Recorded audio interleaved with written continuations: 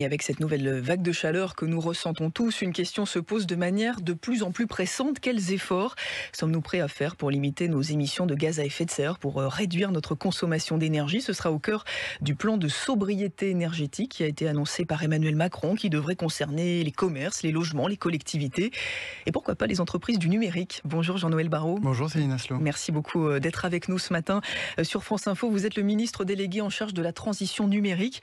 Alors il y a quelques jours, Olivier Véran, le porte-parole de votre gouvernement, s'était attiré quelques moqueries en appelant les Français à couper le Wi-Fi pour faire des économies d'énergie. J'imagine que vous n'allez pas vous limiter à ça.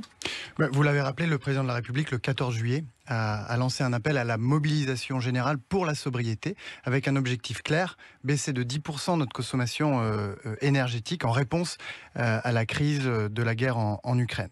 Et moi, j'ai la conviction que le numérique, les entreprises du numérique et des télécoms peuvent jouer un rôle clé dans la transition énergétique. Et c'est la raison pour laquelle je les ai conviés la semaine dernière, jeudi dernier, à Bercy, avec Agnès Pannier-Runacher, ma collègue chargée de la transition énergétique, pour les entendre. Et le premier constat, c'est que l'empreinte carbone, la consommation énergétique du secteur est relativement modeste. Mais que pour autant, les entreprises veulent se montrer exemplaires et qu'elles ont pris dès jeudi dernier des engagements pour réduire la luminosité et baisser la température dans leurs bureaux et dans leurs commerces. Relativement modeste, il faut rappeler quelques chiffres quand même. Le numérique consomme 12% de la consommation électrique, disent les chiffres officiels, 3% de la consommation d'énergie finale.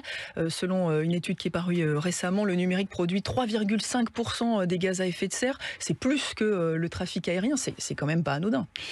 C'est pas anodin, mais là où le numérique peut jouer un rôle important, c'est lorsque les entreprises que je citais, qui sont venues prendre des premiers engagements la semaine dernière, prendront de nouveaux engagements en septembre. Elles s'y sont engagées, elles vont y travailler cet été, et que par ailleurs, elles peuvent offrir un certain nombre de solutions aux autres acteurs économiques, aux autres organisations, que ce soit les administrations, que ce soit les entreprises et même les particuliers. Parce qu'avec le numérique, avec la technologie, on peut trouver des solutions qui vont vous permettre d'économiser de l'électricité, d'économiser du gaz. Et c'est ce que nous allons essayer de proposer lorsque nous allons les rencontrer, puisque je leur ai donné rendez-vous au mois de septembre. Ça veut dire que vous les avez conviés, mais que c'était pas forcément prévu qu'ils fassent partie, tous ces géants du secteur, du plan de sobriété énergétique? Je crois que le plan de sobriété énergétique, tout le monde est appelé à y participer.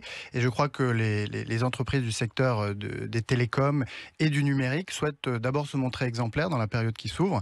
Et par ailleurs, montrer avoir un certain nombre de solutions qu'elles peuvent offrir aux Françaises, aux Français et surtout aux entreprises, aux administrations pour réussir ce défi et réduire très rapidement notre consommation électrique et notre consommation de gaz. Ça peut être quoi, par exemple? S'il fallait donner un exemple concret d'un engagement qui pourrait être pris dans les prochains mois sous votre égide par les entreprises du secteur, Jean-Noël Barrot? Mais ça peut être dans le fonctionnement, hein, comme je le disais tout à l'heure, de leurs opérations quotidiennes, c'est-à-dire le fonctionnement de leurs bureaux, de leurs locaux de commerce. Elles ont pris des premiers engagements, elles vont essayer d'aller un peu plus loin. Elles peuvent aussi optimiser un peu plus qu'elles ne le font déjà la consommation électrique. Je pense aux entreprises de télécommunications qui peuvent jouer sur l'alimentation de leur réseau pour économiser en énergie.